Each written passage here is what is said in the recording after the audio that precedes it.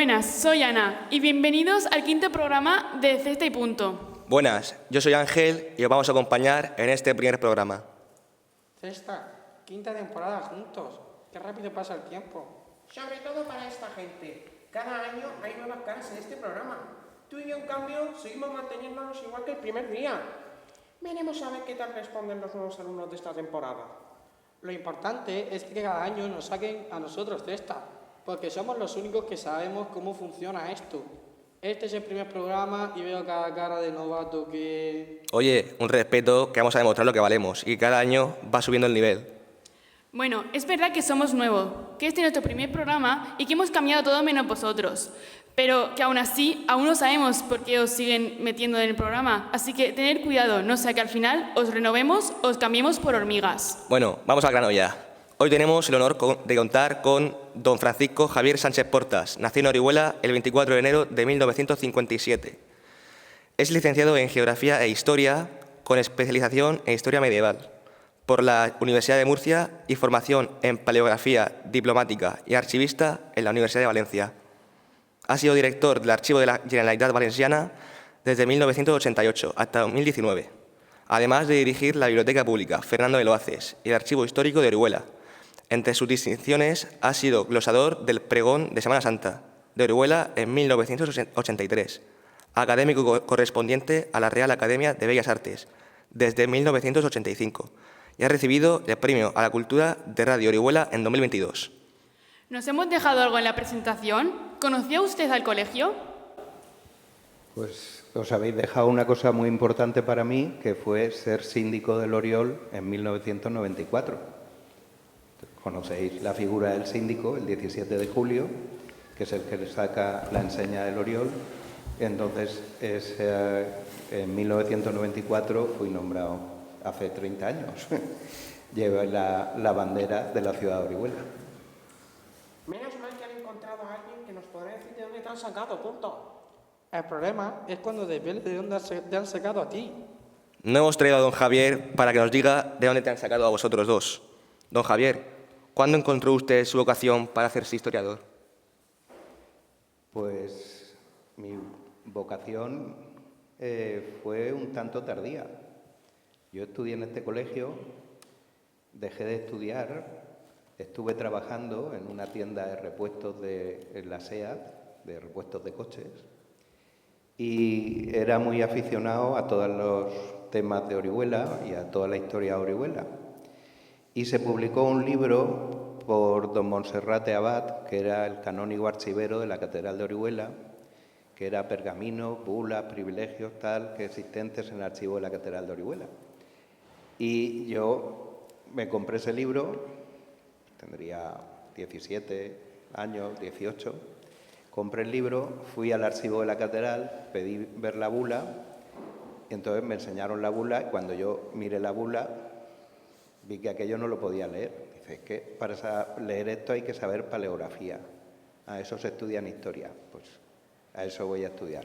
Y a partir de ahí, la vocación ya la tenía porque me gustaban las antigüedades, me gustaba cuando estudiaba en el colegio, yo siempre estaba mirando los escudos de don Fernando de Loaces, las columnas, las pinturas y las portadas, en fin, todo lo que el conjunto de obras de arte que se conservan en este centro, pero luego al ver que necesitaba saber paleografía si quería investigar y quería ir a las fuentes primarias, que son los documentos que están en los archivos históricos, pues eso fue el detonante para estudiar historia medieval y bueno, así como os he dicho que fui un mal estudiante en bachillerato, luego en la universidad no tuve ningún problema en ningún curso ni con ninguna asignatura.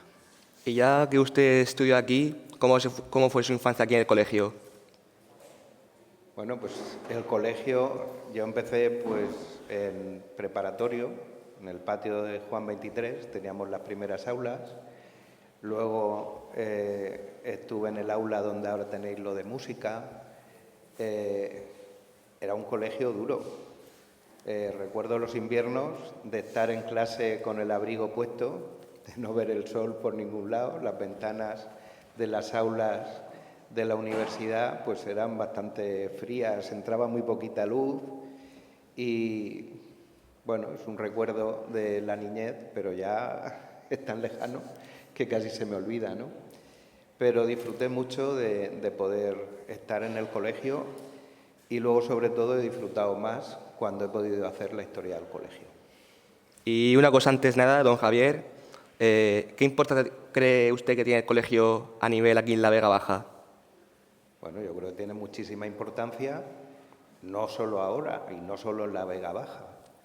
Es decir, desde que se crea el Colegio de Dominicos y luego el Papa Pío V concede el privilegio de universidad pontificia y después Felipe IV en 1646 el privilegio de universidad real, tiene una importancia muy grande no solo para Orihuela, sino para un amplio territorio porque venían muchos estudiantes, se hacía el bachillerato de artes, pero también se estudiaba Derecho, Filosofía, Teología, incluso Medicina, se estudiaba aquí en este colegio.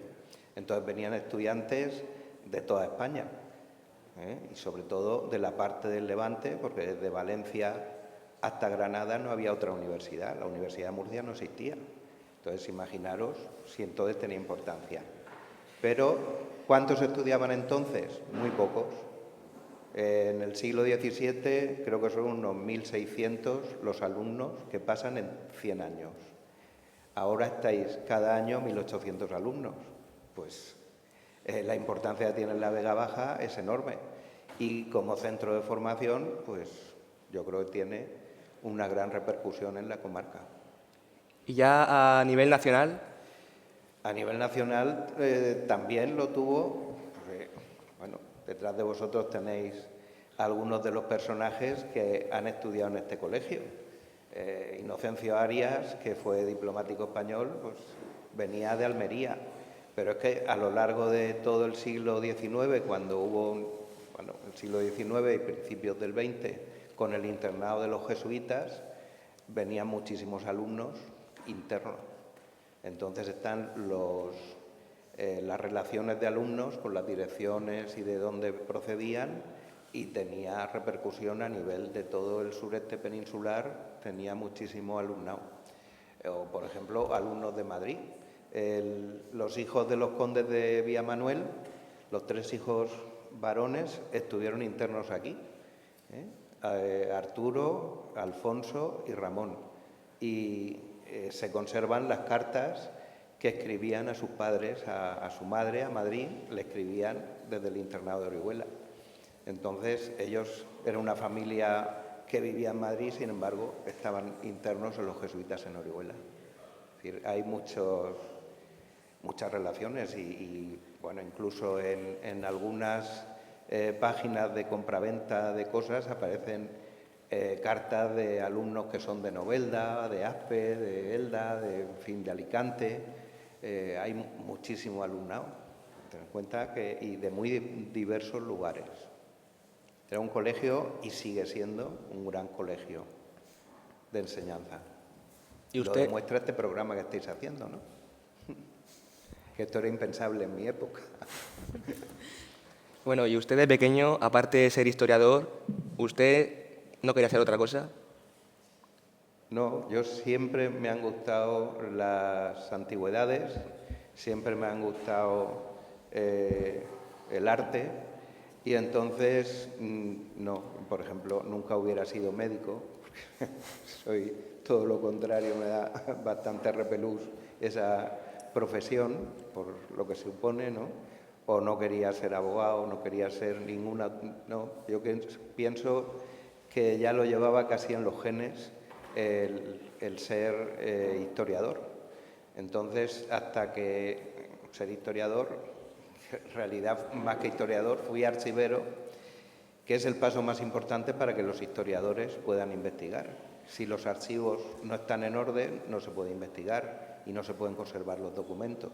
Entonces es muy importante y así lo hice en los primeros años y compaginando con la carrera. Ten en cuenta, yo a los 25 años me marché de Orihuela. Pues antes de estudiando la carrera en Murcia y viviendo en Orihuela, realicé la catalogación de los archivos parroquiales de Orihuela. Estaban desordenados, sobre todo el de Santa Justa y Santiago, que se conservaban completos esos archivos, estaban todos amontonados los documentos, entonces era ponerlos en orden para que se pudiera investigar. Y en el archivo de la catedral igual. Y lo primero que hice, como me gustaba mucho el arte y el patrimonio, porque historia tenemos todos, pero patrimonio no tienen todos los pueblos. Es decir, cualquier pueblo tiene su historia, que puede ser más o menos brillante. Pero tener un patrimonio como el que tiene la ciudad de Orihuela no lo tiene ninguna otra localidad. Entonces, el poner en valor el desconocimiento que había sobre ese patrimonio es lo que a mí más me interesó. Entonces, todos mis artículos lo que trataban era de saber qué autor había hecho una obra de arte, o qué escultor, qué pintor, etcétera. Y esa fue la investigación principal para lo que utilicé los archivos. Y luego, pues, relaciona con el colegio, pues la historia del colegio, la historia del fundador y la historia de la construcción de este edificio que, imaginaros, que le llaman el Escorial de Levante por las dimensiones que tiene. Es un gran edificio que se construye además por un particular, como fue Fernando de Loaces, que lo que hace es que se transforma el convento de dominicos o predicadores, lo transforma en colegio. Por eso aquí ya no queda ningún resto de convento. Esto es colegio. Está el claustro del colegio, está el claustro de la universidad y es el colegio. Y en las estipulaciones, cuando él funda este centro, dice que en lugar de un prior haya un rector. Entonces había un rector del colegio y posteriormente, al ser lo de la universidad, hay un convenio con el ayuntamiento y con el cabildo de la catedral y entonces hay un rector de la universidad y un rector del colegio de dominicos. Porque el colegio, cuando se funda, en principio era para 24 colegiales. Imaginaros todo este edificio para 24 colegiales. Luego lo aumenta, don Fernando de Loaces lo aumenta a 36 colegiales. Pues imaginaros que habrían unas 100 celdas en todo el edificio de Santo Domingo, pues era para 36 alumnos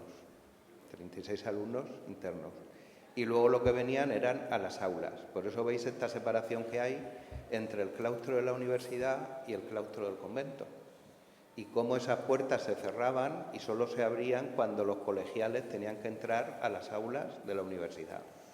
Y la puerta de la universidad, que se renueva en el siglo XVIII, era para que entraran los alumnos que estaban en la ciudad. Se hospedaban en las casas, en distintas casas o en hostales, hoteles, en posadas, que era lo que había en aquella época, pues estaban hospedados y venían aquí.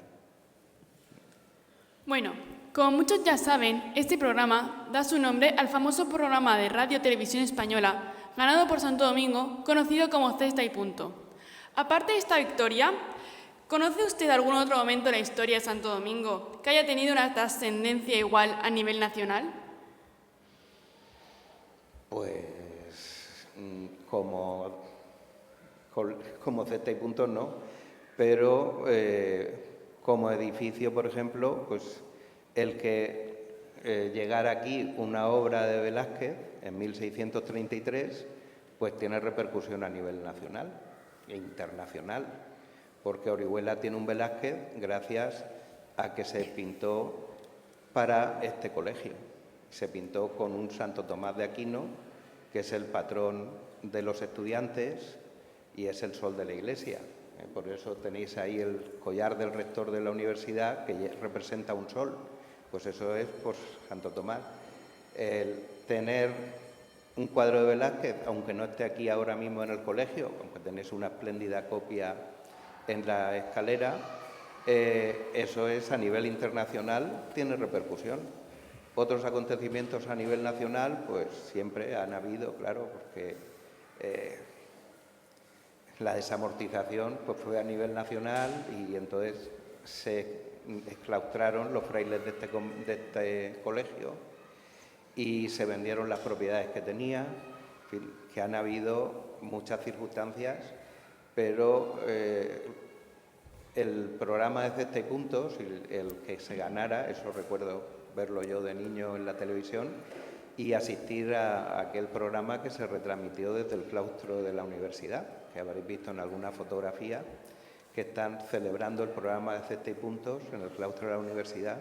Pues recuerdo que yo lo vi en la parte alta del claustro de la universidad. Don Javier, ¿nos podría decir en cuántas etapas se construyó el colegio? Y si fue construido con la idea de convertirse en colegio, universidad, edificio cultural o monumento.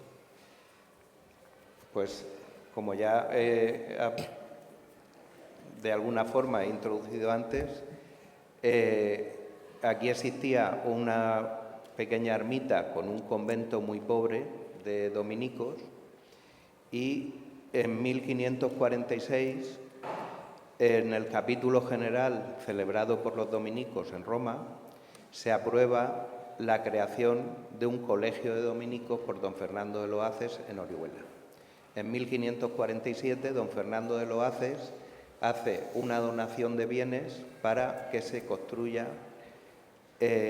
la capilla, el altar mayor, la capilla mayor de la iglesia, que sería el lugar donde debían de enterrarlo, y que se construyan las aulas para el colegio y que se construyan un aula para biblioteca, que sería la librería donde irían todos los libros que él poseía, y, como os he adelantado, que se hicieran las celdas para 24 alumnos que venían de todos los conventos de dominicos de la Corona de Aragón, es decir, de Cataluña, de Aragón, de Mallorca, de Valencia, tenían que venir aquí a estudiar. Entonces, ellos venían, estudiaban y volvían a sus conventos. Ese colegio, tuve la fortuna en su momento de encontrar la traza original. Parte de la traza original se conserva en el Archivo Histórico de Orihuela y cuando yo estuve haciendo trabajos allí, había un pergamino que guardaba un montón de escrituras del siglo XVIII-XIX.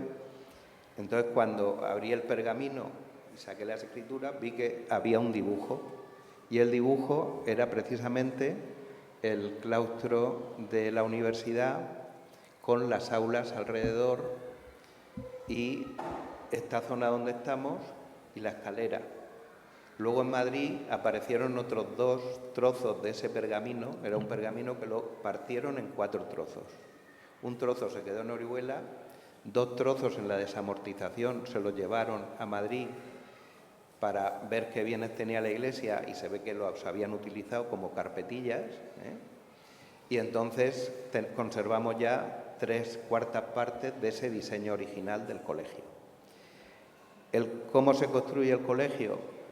En 1558 se hace la puerta de la ciudad, la puerta de Callosa, la que tenemos ahí, es el único resto memorable que tenemos de la muralla de la ciudad de Orihuela.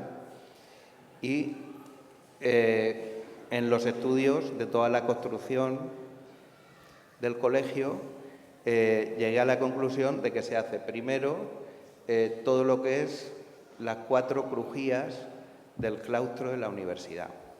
No se hace lo que es el claustro propiamente de las columnas, eso se hace en el siglo XVIII. Pero todo lo que rodea ese claustro, toda la fachada principal del colegio y la fachada de la iglesia, se hacen en 1562. Entonces, una vez que tienen esa zona para habitar, el convento que estaba junto a la iglesia se derriba y es lo que ahora es el claustro del colegio. ¿Veis la diferencia entre el claustro columnario, que es el de la universidad, y el claustro de las pilastras, que es el espacio donde estaba el convento adosado a la pequeña iglesia que ellos tenían, los dominicos?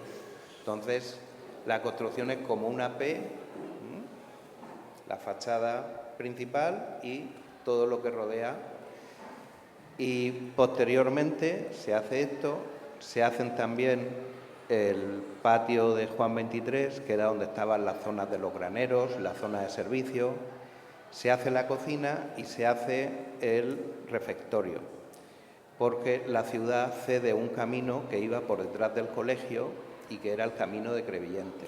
La puerta esta era la de Callosa y luego había otra por detrás del colegio que era el camino hacia Crevillente. Una iba por un lado de la Sierra de Callosa y la otra por detrás de la Sierra de Callosa.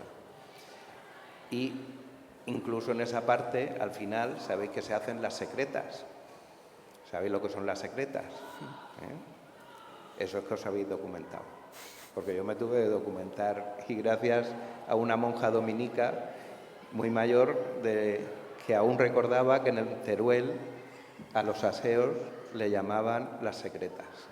Pues esa es la última parte que fue donde estuvo los laboratorios de física y química. En mi época estaban los laboratorios de física y química en esa zona. Y que fueron, bueno, tiene una construcción muy interesante y se sabía muy poco de la construcción del colegio. Sabía tampoco que, por ejemplo, del claustro de la universidad no se sabía nada. Pensaban que era un claustro renacentista y encontré los documentos de 1733, tanto cuando se hace la puerta de la universidad en 1727, como luego el claustro de la columnario, con la piedra que se trae de Abanilla, etcétera. Bueno, esas son las etapas principales. El refectorio, por ejemplo, en la parte última del colegio, porque se inaugura en 1595, ya al final del siglo XVI, y sin embargo es lo más retrógrado del edificio, en el sentido de que le hacen una bóveda, que es una bóveda gótico tardía, cuando todo el colegio está construido en un estilo renacentista, salvo las dos intervenciones que se hacen en el barroco, el claustro, la portada o la iglesia, las bóvedas de la iglesia y la decoración de la iglesia. Todo lo demás es renacentista, porque Fernando de Loaces había estudiado en Italia. Fernando de Loaces va al Concilio de Trento, está en contacto con Italia y, por ejemplo, en la Biblioteca Pública del Estado, en Orihuela, la Biblioteca Fernando de Loaces, conservamos un libro de Serlio de 1540, que es el que se utiliza para las trazas del colegio, para la decoración del colegio. O encontrar también cuando Jerónimo de Quijano viene a hacer la traza del colegio. Eso fueron momentos interesantes en la investigación sobre este edificio, que se fueron produciendo a lo largo de los años, porque yo prácticamente pues, podía venir en vacaciones o en fines de semana para poder investigar. Bueno, como usted ya ha dicho antes, Santo Domingo es conocido como el Escorial de Levante. De las etapas que usted acaba de enumerar, ¿cuál dirías que le hace gusto este galardón? ¿Y cuál dirías que es la etapa más prolífica de todas estas que ha dicho? ¿Más prolífica por la construcción o más prolífica por la educación? Por la educación. Por la educación ha habido diferentes etapas. Ya os digo, la de universidad, imaginaros cuando era una universidad real, pues igual que la de Salamanca o Alcalá de Henares, era una universidad con todos los parabienes pontificios y reales. Cuando se produce la extinción de algunas universidades, esta se extingue, en 1807 la anulan, luego vuelve a abrirse, pero un periodo muy pequeño. Después, luego, fue un instituto, y esa es la parte más desconocida. Los institutos de bachillerato se crean en 1845 y en Santo Domingo existió en 1845 un instituto, hasta 1850 que lo extinguen. Es decir, estuvo 5 años un instituto, pues siempre hablamos del Instituto de la República. Bueno, el edificio, afortunadamente, no se vendió, porque si se hubiera vendido, lo que hubieran hecho es desmontar el edificio, pues para sacar las jácenas estas que tenemos, las vigas que tenemos arriba, eso con una viga de esas se podría hacer casi una casa, de la cantidad de madera que hay en este edificio metida. De la piedra la hubieran utilizado, se hubiera desmontado, se hubiera vendido, como se vendieron algunos claustros o algunas portadas y están en museos extranjeros. Aquí lo importante fue que se conservaba la biblioteca,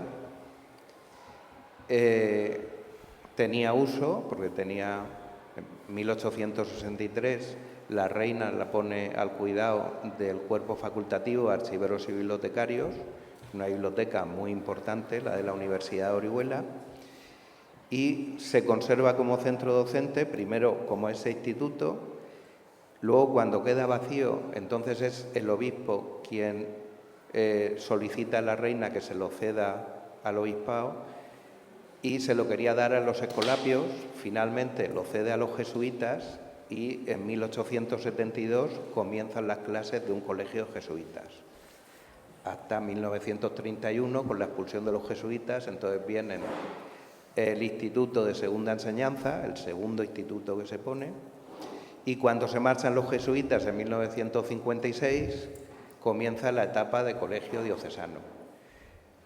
Para mí, la etapa más fructífera prácticamente es esta vuestra, porque los medios que tenéis, por ejemplo, ahora es cuando yo veo que se le da valor al colegio y se le da valor al edificio.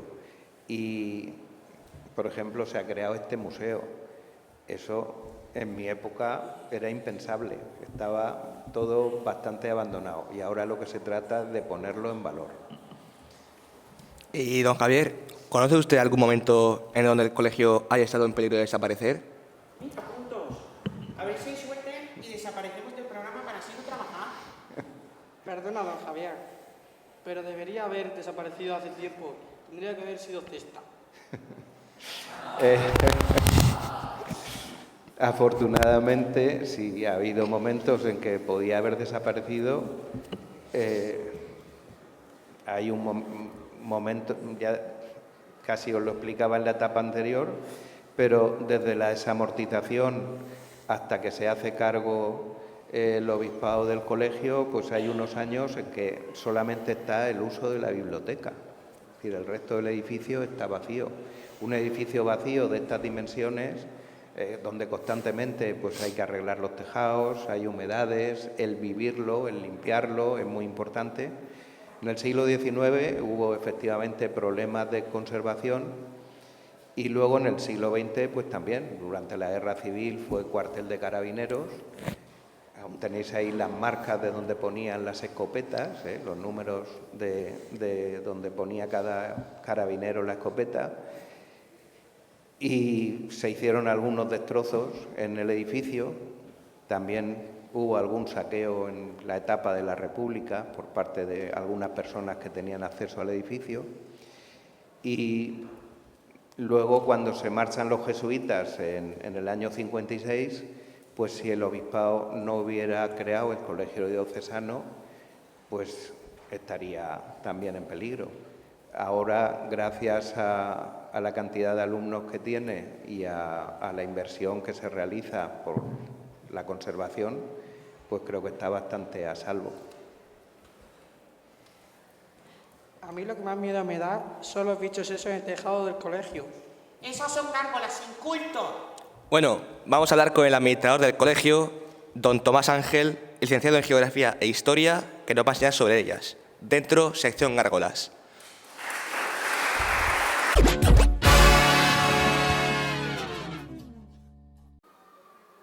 Buenas, yo soy Damián López y voy a ser el encargado de llevar a cabo la sección de arte en este programa. En este primer programa vamos a hablar de las gárgolas que sobrevuelan nuestro colegio. Y os preguntaréis, ¿por qué teniendo un colegio tan grande y con tantos monumentos vamos a hablar específicamente de las gárgolas? Bueno, pues las gárgolas son el claro ejemplo de cómo una cosa tan simple puede ser tan histórica, ¿no? Pero bueno, esto nos lo puede explicar mejor don Tomás Ángel Carrillo, profesor de Geografía e Historia en el colegio y administrador del colegio. Y bueno, Últimamente, cuando yo voy por la calle, me voy fijando que en las iglesias hay como gárgolas que tiran agua. ¿Por qué se usan para eso? Pues como bien has dicho, son vierteaguas, o sea, son canales de canalizaciones de agua para desaguar de las vertientes de las iglesias el agua. ¿Qué tienen de especial estas gárgolas? ¿Por qué se utiliza esta figura tan retórica y tan antigua para sobrevolar los monumentos?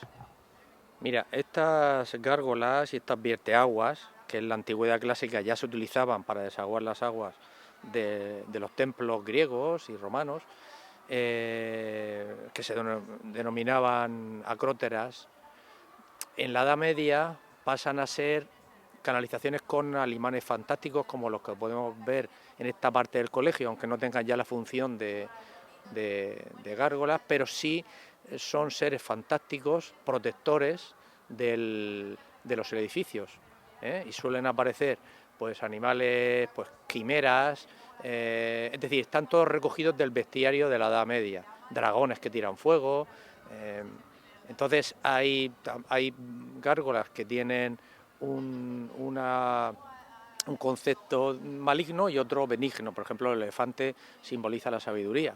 También aparecen elefantes, perros como aquí, dragones, que tienen pues parar lo malífico de la vida, ¿no? Entonces aparecen como elementos protectores de las iglesias. ¿Y por qué se construyó en este colegio? ¿Cuál fue su finalidad?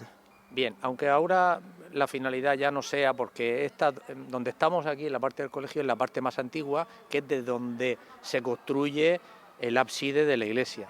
Y por lo tanto, tiene los rasgos más antiguos y aquí podemos apreciar algunos detalles de las antiguas gárgolas que se han quedado en esta parte de la iglesia, porque es la parte más antigua. Entonces tenemos restos de gárgolas del tipo gótico, aunque estas ya son del Renacimiento, pero tenemos los animales fantásticos que lo que hacen es recordar esa función de las vierteaguas de los tejados de la iglesia.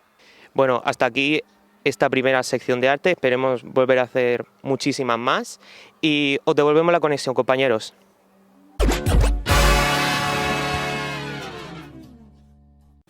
Don Javier, dentro de nuestro plan de recuperación del colegio, cuenta con un ambicioso plan de lectura.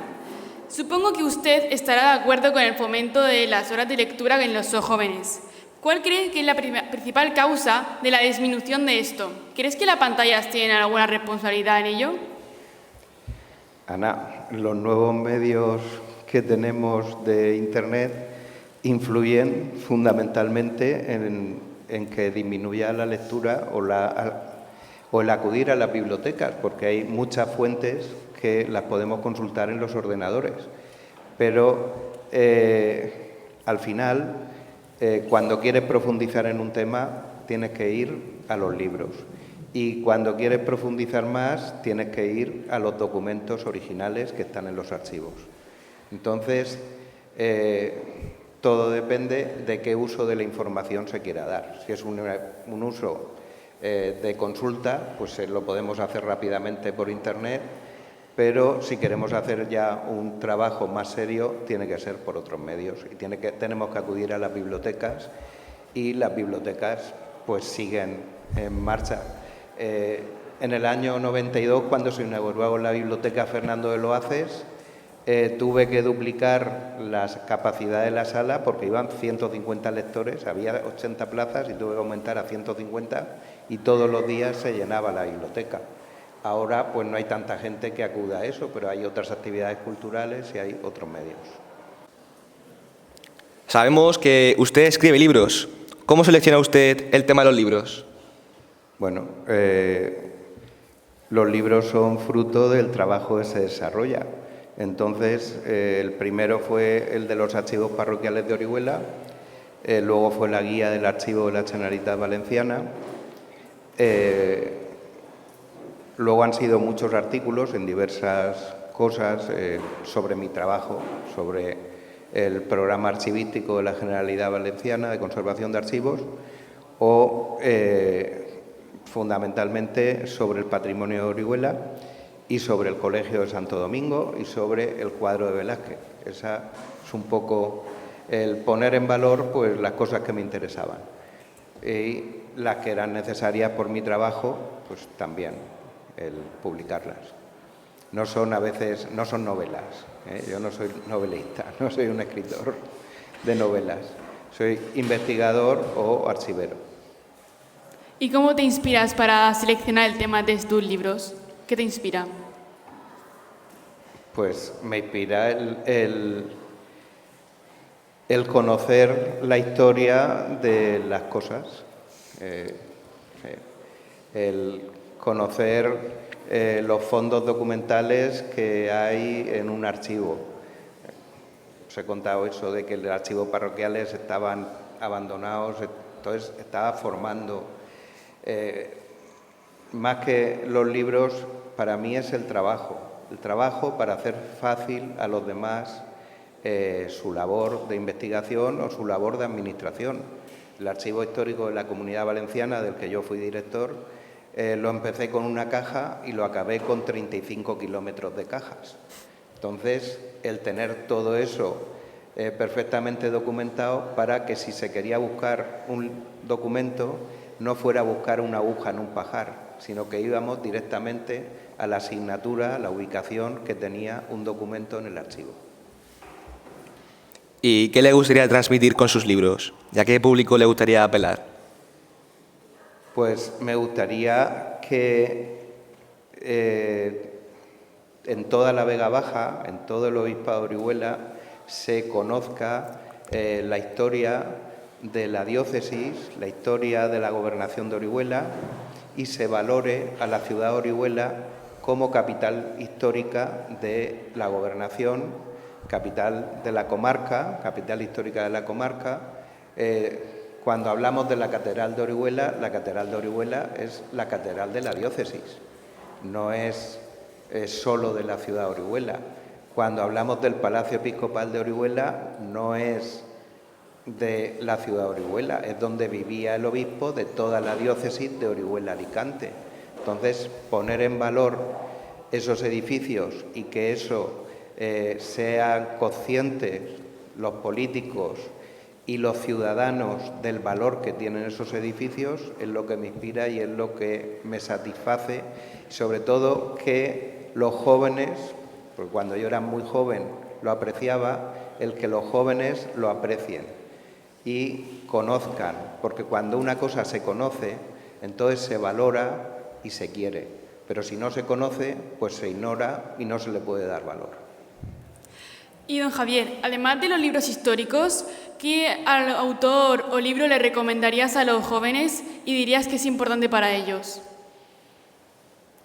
Bueno, aquí hay muchísimos. Yo recomendaría 2 libros para los estudiantes de Orihuela, que son de un alumno de este colegio, que fue Gabriel Miró.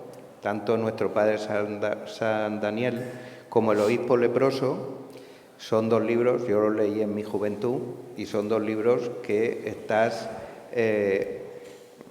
recreando el ambiente de esa Orihuela que él llama Oleza, y en el siglo XIX cómo se vivía y el pensar refleja muy bien el pensamiento de la ciudad. Nosotros, don Javier, tenemos en el colegio una biblioteca, como ha anunciado usted antes, maravillosa, llena de cultura y de aventuras. Sabemos que el sitio donde se encuentra ahora no ha sido siempre el mismo. ¿Sabe usted si la biblioteca de Santo Domingo ha tenido diferentes ubicaciones con el tiempo? ¿Y qué importancia cree que tiene usted que tiene que tener una biblioteca escolar en el fomento de la lectura? Pues es muy importante. Primero, ya digo que en el documento fundacional del colegio, en 1547, hay 2 cláusulas en que Fernando de Loácez dice todos los libros que tengo de doctores, de no sé qué, no sé cuántas, que son todos cuantos sé impreso y tengo, que se coloquen en la librería cuando estén terminadas. Y lo vuelve a decir de los libros que tengo. Hay 2 cláusulas cediendo sus libros al colegio. O sea que ya partimos De hecho, se conservan 69 incunables, los incunables, que son los libros que se imprimen hasta 1500, pues hay 69 que se conservan en la Biblioteca Fernando de Loaces y que proceden de aquí. En un principio, pues estaría en esta zona que se construye, en una de esas aulas. Como biblioteca se había creado la Sala Villanueva. La Sala Villanueva, si os fijáis, a los lados hay dos pasillos, dos puertas con pasillo. Y arriba hay como dos balcones que interrumpen un pasillo. ¿Sabéis por qué es eso? Porque había ahí se iba a poner la biblioteca y era una biblioteca en dos plantas. Entonces había un pasillo que recorría toda esa estancia y hubiera comunicado el pasillo de la izquierda con el pasillo de la derecha, que hubiera dado a la segunda planta del edificio comunicación a través de la biblioteca. Esa biblioteca luego se queda pequeña, entonces cuando hacen la sacristía en el siglo XVII, intentan ponerla encima de la sacristía, pero dicen que no tenía suficiente, refuerzo suficiente para aguantar el peso de los libros. Y entonces finalmente, cuando la trasladan al claustro del colegio, cierran los arcos de la segunda planta y hacen óvalos y ventanas cuadradas, y entonces los 160 metros que rodean el claustro del colegio se pusieron con las estanterías que ahora se recuperaron, se llevaron a la biblioteca pública, luego se devolvieron al colegio y que ahora las tenéis en el antiguo salón de grados, que es donde actualmente está la biblioteca vuestra.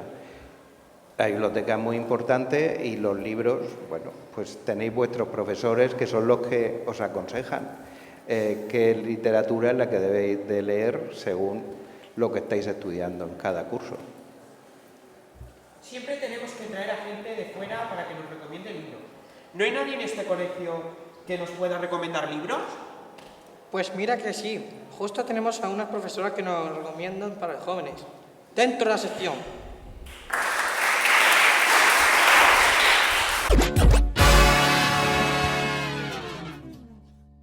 Buen día, hoy nos encontramos en la sección de literatura infantil, junto a doña Consuelo. ¿Cómo se encuentra?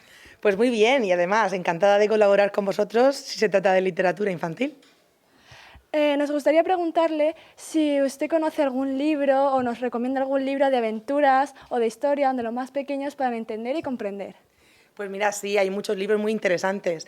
Yo he traído una selección de libros que pues, a mis alumnos o a mis sobrinos les gustan y dependiendo de la edad, porque sabéis que ellos empiezan un poquito con la lectoescritura a los 4, 5 ya en primaria, y he traído diferentes tipos de libros, ¿vale? Pues por ejemplo, para los más pequeños yo recomiendo un libro que se llama Pequeño Camelot, que habla de las aventuras del rey Arturo. Este libro lo bueno que tiene es que está todo en mayúscula, que ellos empiezan a leer en mayúscula. Son frases cortitas para que ellos puedan ir leyéndolo y no se les haga muy tedioso. Yo he traído dos, el primero y el segundo, que los recomiendo porque a mis sobrinos les encantan y a niños que lo han leído me lo han contado les ha gustado mucho. También me gustan mucho los clásicos y sobre todo me gusta mucho El Principito. Y hay una versión del Principito para niños de infantil y primeros cursos de primaria, que lo bueno que tiene es que está muy resumido, explica justamente pues, la historia de una forma muy sencilla y tenemos la opción de que esté en mayúscula o en minúscula ligada. Entonces, pues esto está muy bien para esos niños que se arrancan leyendo y también para que puedan compartir los grandes clásicos pues, con sus familias. Ya un poquito más mayores, pues he traído dos recomendaciones de libros, de aventuras, un poco de misterio, como puede ser El pequeño Sherlock, que es la historia de un niño que se llama Sherlock, como Sherlock Holmes, y en su colegio encuentran un cofre con una contraseña y tienen que ir pues, buscando pistas y tiene mucha aventura, ¿vale? Este libro ya, pues, ya tiene letra pues, más de imprenta, ya son niños de segundo, de primaria, primero, segundo, y es muy interesante, les gusta muchísimo. Y también, para terminar, recomendaría Los Buscapistas, que son libros pues, ya para más segundo de primaria, ¿vale? Son dos amigos que se conocen desde la guardería y pues hacen como una pequeña agencia de detectives en el colegio. Y pues van pasando aventuras, van surgiendo problemas que ellos tienen que ir solucionando y pues yo lo recomiendo porque a mis niños les gustan mucho y eso es lo que yo recomiendo. Vale, muchas gracias por su colaboración. Ahora pasamos a la sección de literatura de primaria. Muchas gracias. Hola, hoy en la sección de literatura primaria nos encontramos con la profesora doña Eva Valero. ¿Cómo estás? Buenas, muy bien, encantada de estar con vosotros. Para esta sección nos gustaría que nos recomendaras un libro sobre historia o fantasía que se pueda adaptar bien a la edad de los niños de primaria. ¿Cuál nos podrías recomendar? Pues mira, yo he elegido este libro porque como estoy en quinto de primaria creo que es un libro ideal para estas edades, ya que contiene un poquito todo lo que a estas edades les gusta, que es intriga, ¿vale? Hay un poquito de terror también, hay como miedo, hay una historia de amor y muchísimas aventuras. Entonces creo que es un libro ideal para estas edades, ¿vale? El libro se titula Ariadna y el guardián del mar y es de una autora muy cercana aquí al colegio que es Damaris Navarro. Entonces, por eso he elegido este libro, ¿vale? Esperemos que algún niño lo pueda leer. ¿Y tú crees que es importante leer diariamente? Yo creo que es lo más importante, sobre todo a estas edades en primaria. A partir de la lectura viene todo. Un niño que no comprende es imposible que pueda estudiar, que pueda realizar una prueba de matemáticas, de lengua, de cono. Considero que es fundamental, además de que ayuda a que no tengan faltas de ortografía y a que desarrollen muchísimo la expresión y la imaginación. Pues muchas gracias por la recomendación y ahora pasamos con la sección de literatura secundaria. Muy buenas y bienvenidos a la sección de literatura en secundaria de Z y Punto. Hoy nos acompaña doña María Ángeles Vicente Gámuz, profesora de Lengua y Literatura en este colegio, el Colegio Diocesano Santo Domingo. Nos han dicho que tiene para nosotros un libro que recomendar a todos los jóvenes de secundaria. ¿Nos lo podrías compartir? Sí, creo recordar que me dijeron que tenía que ser un libro sobre aventuras, arqueología. Y bueno, pues en primer lugar me vienen unos clásicos que no podemos dejar de mencionar, como La isla del tesoro de Stevenson, libros de aventuras apasionantes, Julio Verne, 5 semanas en globo o Viaje al centro de la Tierra, incluso La vuelta al mundo en 80 días. Y por supuesto, libros que leímos el año pasado con motivo de la Semana Cultural, como Las aventuras de Ulises, los tenemos que nombrar sí o sí como clásicos. Y si hablamos de arqueología y de aventuras, un libro que ha estado en la lista en los últimos años, y no recuerdo bien si son ya 10, 15 años por lo menos, El Código de Da Vinci, de Dan Brown.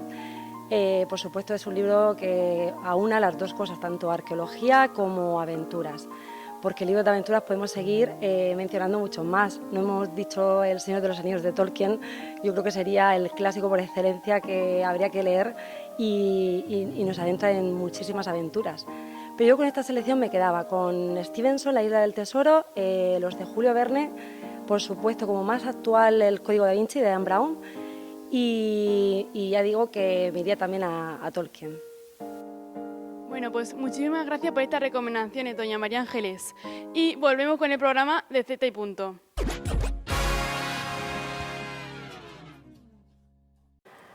Don Javier, hemos visto que usted escribe mucho sobre los monumentos oriolanos.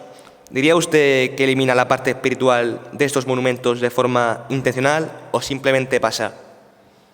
Bueno, la parte espiritual es consustancial a cada uno de ellos. Depende de lo que estemos tratando, pues tiene su parte espiritual o no. No sé, esa referencia espiritual, pues si hablas de la construcción de la iglesia, por supuesto, se hace pues para el culto y es espiritual. Si estás hablando de las aulas y estás hablando del colegio, pues una parte educativa. Entonces, todas las obras no se hacen con una finalidad espiritual. Pues, por ejemplo, sí, los salcillos cuando hace la Sagrada Familia, pues por supuesto que es una parte espiritual, pero yo tengo que hablar de la parte material, de la representación. Eso ya es tarea de los sacerdotes, es la parte espiritual más que del historiador, que es la parte material de las cosas. Bueno, esperamos que esté pasando un buen momento en el programa. Don Javier, usted sabe que existen diferentes leyendas y mitos sobre Orihuela. La verdad es que ya nos cuesta mucho diferenciar entre la verdad y el mito. Bueno, don Javier, queremos someterle a un verdadero o falso sobre la cultura e historia de Orihuela. ¿Se usted preparado para aceptarlo? Lo intentaré. Empezamos fuerte. ¿La serpiente del Riguero existió? Falso, no existió. Yo podría contar casi algo más sobre la serpiente del Riguero porque sé el origen de la serpiente del Riguero. Era un amigo mío que trabajaba en una imprenta y llegaba tarde a la imprenta. Bajaba en la guagua y oyó dos mujeres que hablaban de una serpiente. Cuando llegó al trabajo tarde, le dijo a su jefe, que era periodista, es que estaban unas mujeres hablando de una serpiente tal, y el periodista pues lo publicó. Y luego le iban pidiendo más datos, y entonces se sabía incluso lo que comía esa serpiente. Se ha comido 2 conejos, un pollo, una gallina. Era completamente falso. Y la leyenda, el origen, es ese que os cuento, de una conversación de 2 mujeres que hablaban de una culebra que habían visto por el río, por la montaña y culebras, lógicamente. Pero es falso. La muerte del sacerdote Furbus, ¿verdadero o falso? Que murió es verdadero. Que lo asesinaron es completamente falso. Cuando yo venía al colegio había una cruz en el patio de Lourdes donde estaba el lugar donde había caído. Antes lo contaba al padre Víctor, como en esa zona estuve a punto de morir yo porque estaba haciendo fotografías de las columnas de mármol que estaban en la cueva en el colegio, empezaron a caer piedras y luego se confirmó que cayó hasta una vaca o un torico que habían traído para la celebración de la fiesta de la Purísima en el seminario. Luego es una zona resbaladiza donde hay tierra y era fácil que si te acercabas a esa zona de la sierra, que no hay ninguna protección, pues pudieras caer. El solsticio de verano de la lechuza de la Puerta de Santiago, ¿verdadero o falso? Bueno, es indudable que le da el sol, luego es verdadero que le da el sol.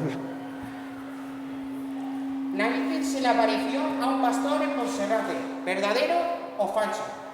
No. Según la leyenda, se oyó el sonido de una campana durante 3 noches seguidas. Luego es falso lo de la aparición a un pastor. Se construyó la cruz de la muela para ahuyentar los y las lluvias para las cosechas. ¿Verdadero o falso? Es verdadero porque se conjuraba, incluso en la catedral hay una cruz de los conjuros que está en el Museo de Arte Sacro y era para hacer los conjuros para evitar pues las plagas de langosta, las inclemencias del tiempo. El río Segura cambió su curso después de que los antiguos habitantes de Orihuela realizaran un ritual para evitar inundaciones. ¿Verdadero o falso? Falso, no ha cambiado. El río Segura va por donde va. La Dama de Orihuela es la figura mitológica que protege la ciudad durante las tormentas. ¿Eso es verdadero o es falso? Falso, porque la Dama de Orihuela es una dama de Baza, entonces es falso. En la Edad Media, un tesoro fue escondido en la Sierra de Orihuela y aún no ha sido encontrado. ¿Verdadero o falso? Falso. Se dice que los túneles secretos bajo la Catedral de Orihuela conectan con otros edificios históricos de la ciudad. ¿Verdadero o falso? Falso. En Orihuela hay muy pocos sótanos en esa parte antigua, precisamente por el nivel freático. Entonces no puede haber túneles que conecten la catedral con el resto de edificios porque estarían todos inundados. Bueno, don Javier, ya está bien de tanta historia. Aparte de cultivar su mente con la historia y la cultura, ¿hace usted algún tipo de deporte? ¿Y se cuida de alimentación? Pues el deporte os puedo decir que lo aborrecí en este colegio por culpa del profesor que tenía de gimnasia. Era un entrenador de fútbol, Eliseo Villagrasa, y recuerdo con horror las clases de ese profesor de gimnasia. Luego, cuando me fui a los Capuchinos en Murcia, sin embargo, era un militar, un comandante, el que nos daba gimnasia, y era una persona estupenda. Pero el estudio del archivo, bueno, la gimnasia es de mover las cajas, más que otra cosa, y el mover los libros. No soy un gran deportista y sí que cuido la alimentación, lógicamente, como todas las personas, sí, sobre todo cuando ya tenemos una edad. Nosotros no hacemos nada de deporte. Una vez nos sacaron del sofá, ese donde nos dejan después de cada programa, y nos pusieron un chándal. Pues mira, Cesta, ahora que han hecho un equipo femenino de fútbol, por primera vez en la historia del colegio, puedes aprovechar y apuntarte. No. El colegio, aparte de fomentar la cultura y la lectura, ha implementado un nuevo grupo de mejora para fomentar el deporte, la salud y los buenos hábitos. Don Javier, usted, aparte de fomentar la lectura, la cultura y tal, ¿se preocupa por los buenos hábitos y el deporte? Esa pregunta creo que ya medio la he contestado, de que la salud me tengo que preocupar de ella, porque a partir de los 40 años, ¿no? Yo ya voy a ir hacia los 70, pues hay que llevar cuidado con la salud.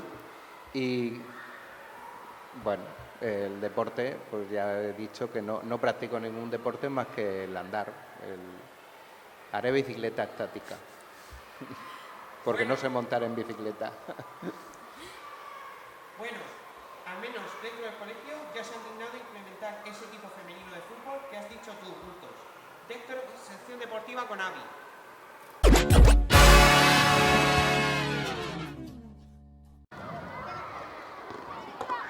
Bueno, bienvenidos a esta nueva sección deportiva en donde hoy estamos como primera invitada doña Abby Johnston, la nueva entrenadora del Colegio de Fútbol Femenino, y hoy estamos para hacerle unas preguntas. Buenos días, Abby. Buenos días, Ángel. En primer lugar, te queremos preguntar de cómo surgió la idea para hacer un equipo femenino en el colegio.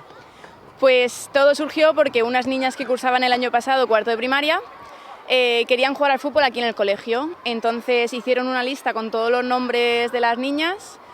Me preguntaron si yo quería ser la entrenadora y a partir de ahí formalizamos con el Padre Jesús y con todo el colegio y salió el proyecto adelante. Bueno, ¿y qué te convenció para aceptar el proyecto? Pues yo siempre he jugado al fútbol desde pequeña, entonces me hacía muchísima ilusión poder empezar un equipo aquí femenino en el cole, ya que nunca había uno. Bueno, ¿y qué impacto ha tenido la creación del equipo en las jugadoras? Pues de momento está teniendo mucho impacto, ya que hemos pasado de tener 11 niñas apuntadas a ahora tener 19 y de momento están súper ilusionadas y con mucha ganas de aprender. ¿Usted como entrenadora ha tenido alguna experiencia de cara a los entrenamientos? Sí, yo como he dicho antes, he jugado al fútbol desde pequeña y a partir de los 18 ya empecé a entrenar equipos de chicas en mi propio club donde yo jugaba. Bueno, ¿y qué modalidad va a tener el equipo femenino? Pues la modalidad va a ser fútbol 8 y vamos a competir en la Liga Brave aquí por la zona. ¿Qué se siente ser la primera entrenadora de la historia del fútbol femenino aquí en el colegio? Pues de momento siento mucha ilusión por el proyecto y también un poco de orgullo, yo creo, de poder sacar un proyecto tan chulo adelante. Bueno, Abby, ¿cómo afronta esta temporada del equipo y cuál es el principal objetivo? Pues el principal objetivo es, como son niñas que nunca han jugado al fútbol en sus vidas prácticamente, es que aprendan. Somos las más pequeñas de la liga además, entonces queremos aprender, disfrutar y para el año que viene poder ya competir. Bueno, ¿y cómo ha respondido el equipo a los primeros entrenamientos? Pues los primeros entrenamientos han sido un poco caóticos, pero poco a poco van entrando en dinámica y ya que llevamos un mes solo entrenando ya se nota mucha mejoría. Muchas gracias, Abby. Gracias. Y ahora vamos a hacerle un par de preguntas a las jugadoras del equipo. Bueno, aquí estamos con las primeras jugadoras de la historia del equipo femenino del colegio, que se llaman Violeta, Elsa y Rosene y Belén. Y bueno, chicas, ¿qué os motivó para participar en este nuevo proyecto innovador? Pues desde pequeña me ha encantado el fútbol y quería jugar. Pues yo el año pasado empecé a jugar con los chicos y me empezó a gustar. A mí también me gustaba el fútbol y mi hermana y yo entrenamos juntas. Yo entrenaba con mi primo y me ha sacado adelante. Bueno, chicas, ¿tenéis alguna jugadora de fútbol a la que admiréis? Aitana Bonmatí, Olga Carmona, Jennifer Hermoso, Alessia Botellas. Y bueno, chicas, ¿le recomendaríais a las chicas de vuestra clase que se apuntaran al equipo? Sí, mucho. Sí, porque es muy divertido y te lo pasas genial. Sí. Así aprenderían cosas nuevas. Bueno, pues muchas gracias, chicas. Devolvamos la conexión. Bueno, don Javier, ya estamos terminando el programa. Esperemos que se lo haya pasado bien. En honor a su visita, es la primera vez que hemos decidido grabar el programa en el museo. ¿Qué le parece a usted que un colegio tenga un museo? Pues me parece una idea maravillosa. Siempre que vengo a visitar el colegio, me gusta visitar el museo. Es un montaje precioso el que hay y procuro también ver el vídeo, que es una maravilla, el vídeo que tenéis sobre la historia del colegio. Y tengo que deciros que cuando veo ese vídeo, que creo que lo hizo Paco Mora, se me erizan los pelos, se me erizan los brazos y en algunas ocasiones me caen también lágrimas. O sea que es muy importante el que exista el Museo del Colegio y muy importante ese vídeo y que todos los alumnos lo veáis y que veáis este gran edificio, cómo fue la labor de don Fernando de Loaces y la historia de su construcción es muy interesante. Este museo se inauguró coincidiendo con el 450 aniversario de la bula de elección de este colegio como universidad y se lo debemos a la labor inconmensurable que hace don Paco Mora, director pedagógico de primaria y compositor, pintor y escritor. Vamos, un hombre de renacimiento. Seguro, don Javier, que a usted le gusta más el museo que el lugar donde nos tienen guardados. A ti no deberían ni dejarte salir. Don Javier, ¿usted se considera también un hombre multidisciplinar como Paco Mora? No, ya quisiera yo ser como Paco Mora. No, yo ni de pintura ni de música no practico ninguna de las dos cosas. Lo de escritura, pues ya os he dicho a lo largo de toda la entrevista que era la parte de investigación y de historia de en los archivos. Lo que soy es coleccionista, entonces colecciono muchas cosas, pero sobre eso podríamos hablar en otro momento de las colecciones.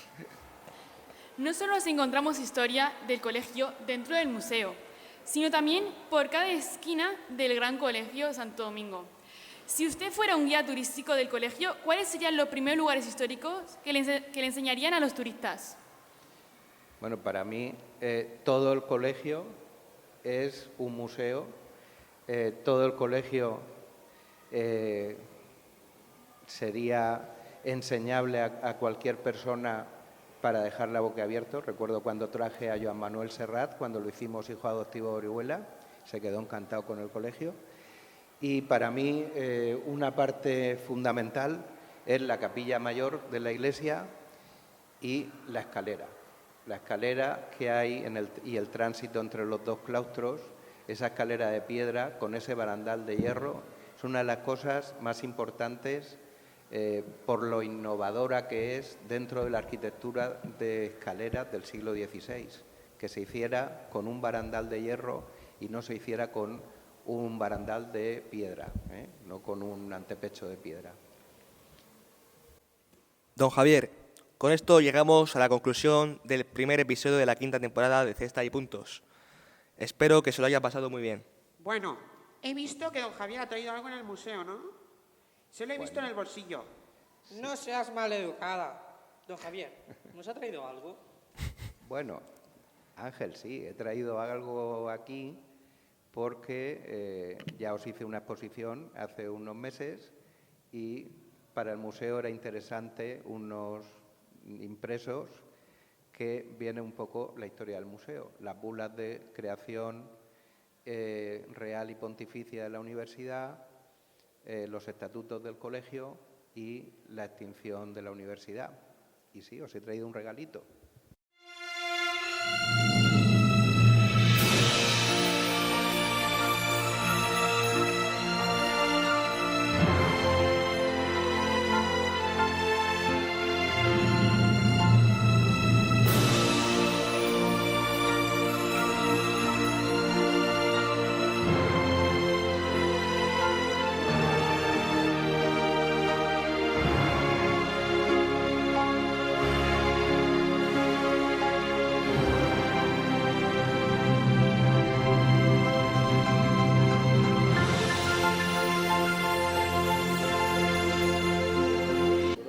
pues le agradecemos de corazón la entrega de estos documentos que sin duda siguen narrando la vida, la historia de nuestro cole y también, bueno, el año pasado tuvimos oportunidad de reconocerle como parte también nuestra al haber estudiado con nosotros y le agradecemos pues eso, que en el día a día pues sentimos su compañía, su apoyo y gratuidad por esta entrega, esta cesión de estos documentos que van a ser parte de nuestro museo para que todos aquellos que vengan pues puedan custodiar, como usted también hace en el día a día, este regalo que es el Colegio Santo Domingo y que sigue intentando responder a esos deseos de seguir educando y transmitiendo pues los saberes. Muchas gracias. Muchas gracias. Espero que sirvan para que, enriquecer el museo, que es una maravilla, y el trabajo que hizo Paco Mora con la formación de este museo y con el audiovisual, que es una maravilla y que me impacta cada vez que lo veo.